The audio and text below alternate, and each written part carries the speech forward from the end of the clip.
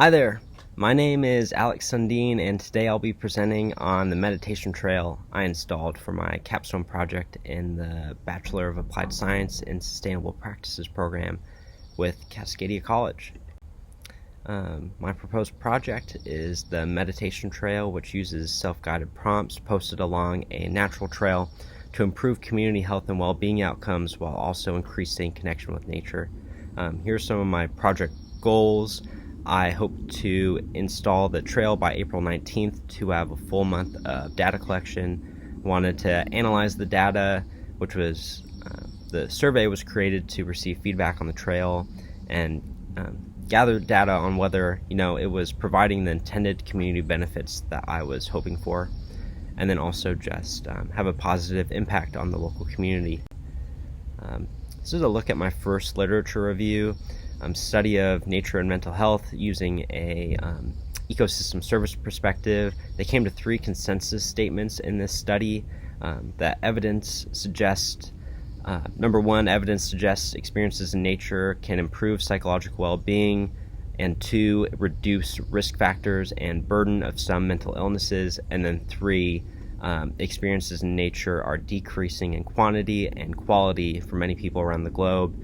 And they found that was due to urbanization and environmental degradation. This kind of brings up the importance of making decisions regarding the preservation and improvement of opportunities for experiencing nature. And the article demonstrates how mental health can be included in ecosystem service assessments. And they provided this conceptual model on the right that could be used as a guide for future research, showing a natural feature, how long you're exposed, what your experience is in nature, and then what the outcome is. This other study I looked at was the healing power of ecosystem services and ecotherapy, which is the utilization of natural spaces to improve well-being. Ecotherapy addresses the importance of natural spaces as potential healing spaces that can be integrated with complementary therapeutic methods such as mindfulness or talk therapy. And that's why I decided to do for my project. This meditation trail kind of implemented mindfulness prompts. And ideas surrounding connectedness are essential to ecotherapy. So you can see I integrated that into the design of these meditation prompts I made, and they kind of connect characteristics of native plants to the mindfulness prompts. So the implementation plan, I had this initial information gathering. I connected with my mentor, Jody Galvin, at the Green Kirkland Partnership. I developed the trail layout, designs, and survey. Presented the plan to Jody. We determined Juanita Bay East was a great trail location, built the trail features, installed them, did some community outreach. Sarah Rock at the City of Kirkland helped me out with this social media post, analyze the data, write the report, and present the project, which is what I'm doing right now.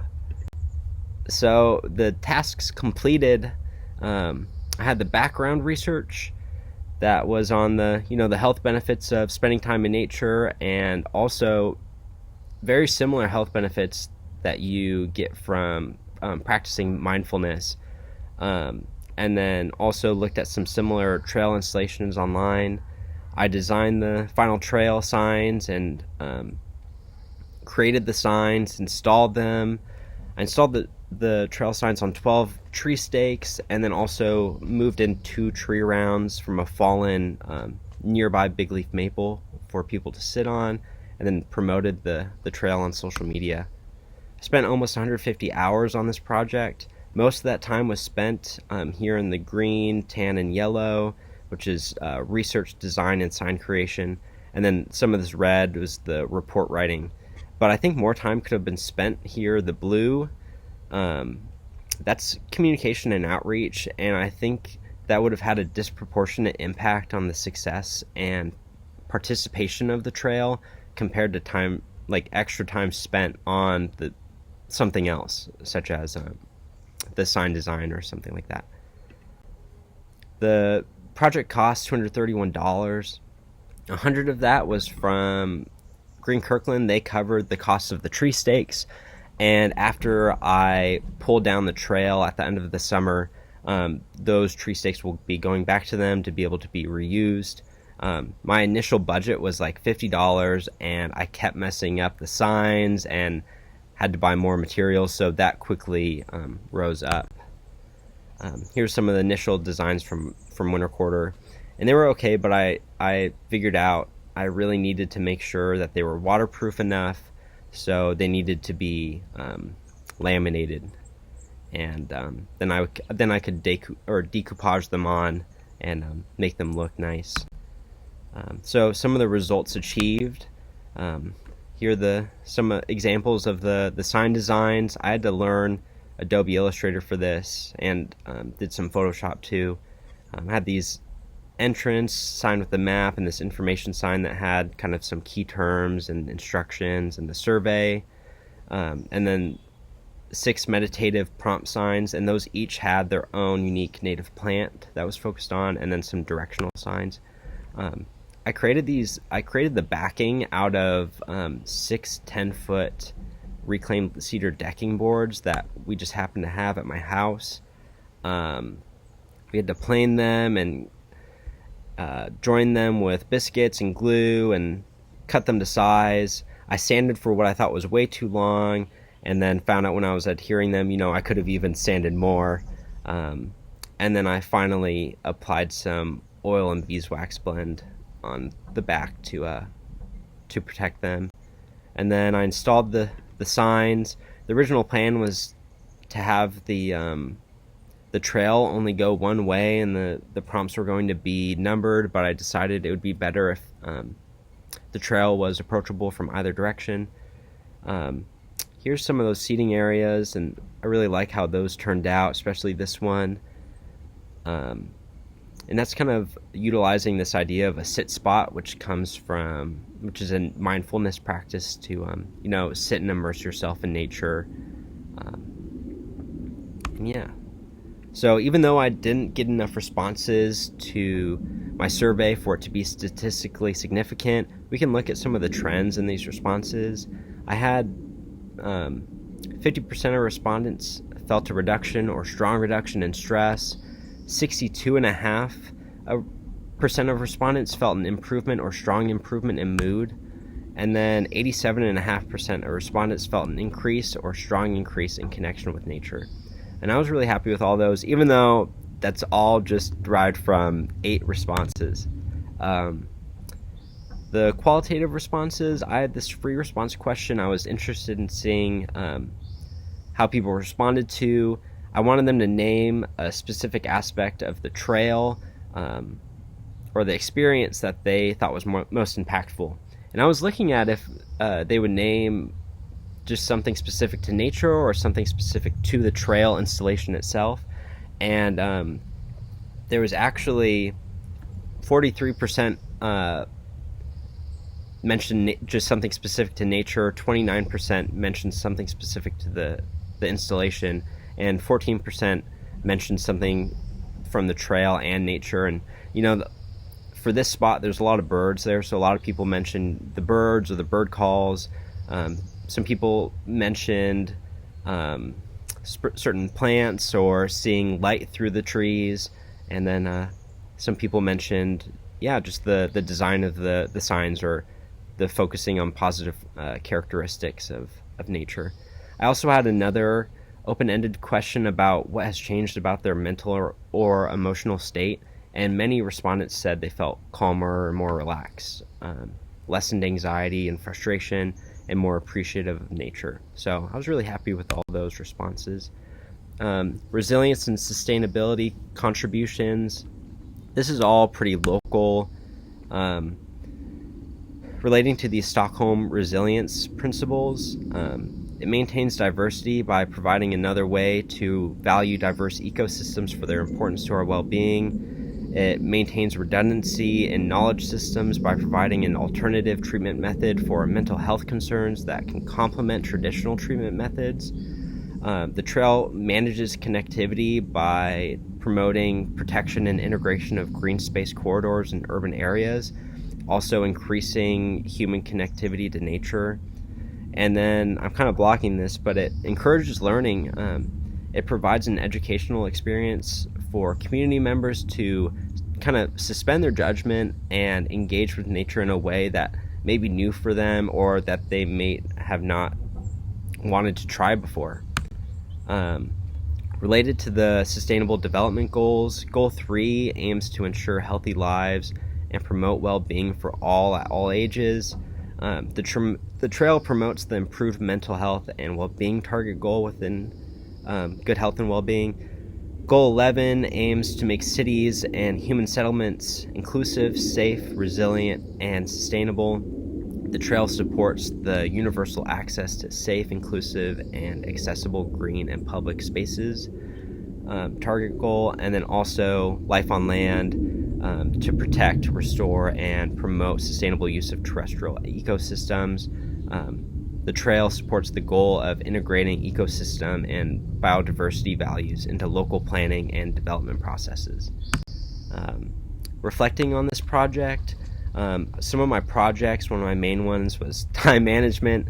I had a hard time hitting some deadlines for this, like the installation date. I didn't get this installed until mid-May, and I just kind of, I learned from this that a rough draft is better than no draft for those initial assignments and kind of portions of the project, and that would have moved the whole thing along. It's just getting feedback. I also struggled with self-criticism, kind of had a fear of the public perception of the project, and had trouble staying motivated after hitting creative walls and making mistakes with the signs.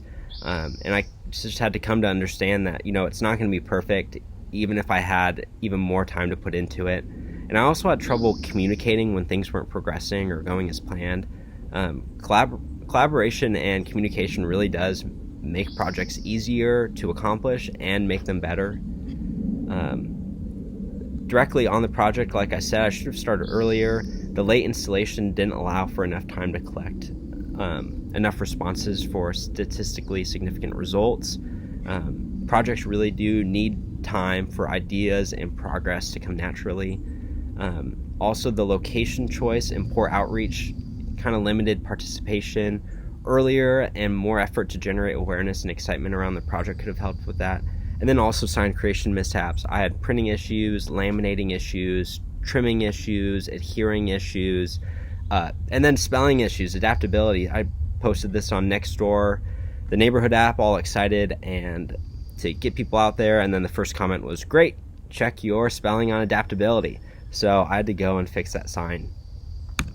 And here I am fixing it, or putting in the new one.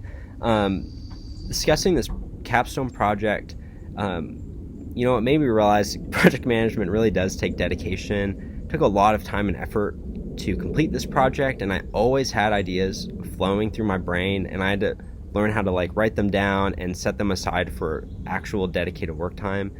And then it must be adaptable to change. That's my it all comes together moment at the end, this photo here. But it's true, being adaptable to change and mistakes is necessary. And if I had noticed that incorrect spelling before I got all the signs up, I think I would have felt like it was all over, having to delay the installation even further. But after getting the signs installed, it wasn't that big of a deal for me to fix it. And then also, I just appreciated being able to research and share a personal interest. I was hoping that this project could inspire, connect, and educate, and I think it sort of has on a small scale. Responses to the survey posts has been really limited, but it's been overwhelmingly positive. And even if the trail has received low foot traffic, I think that just means that it's a better space for meditating and for spending quality, quiet time in nature. And so I really hope it's able to provide that for people in the area. Here's my any questions section. If you'd like to add questions in the comments, I can monitor the posting and and check in and answer as people ask questions. I had some initial questions I kind of mocked up just so I could add a few more comments. If you do want to go to the trail, it will be up over the summer.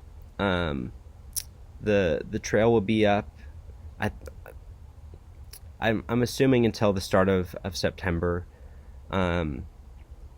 Also, I was thinking if anyone asked or was wondering if I had any ideas on how this specific installation could have been improved. While I was sitting out there and spending my own time in the seating space, I realized that like a body scan or a breathing exercise instruction on one of the seating prompts would have been really great, and I think people could have benefited from that. And maybe I can even get one of those up over the summer. And then also, I was thinking about if someone were wondering if I had any thoughts about how I could have improved participation even more, like how I could have done that. I was thinking about making sure my information sign and my information sign in my survey was closer to the road. I think that kind of could have caught people's attention and brought them in. But yeah, thank you for listening. Special thanks to Stefan for all the work he has done and just for help developing the project. Jody Galvin at Green Kirkland. Linda Richard helped me with my survey, and Soraya helped me with my initial project proposal. Phil Harvey is the neighbor who looks after this portion of the park. A lot of the park is a restoration unit that you can check out. And then to my family and Lisa for supporting me in the rest of the Sustainable Practices cohort. So thank you. Take care. Bye.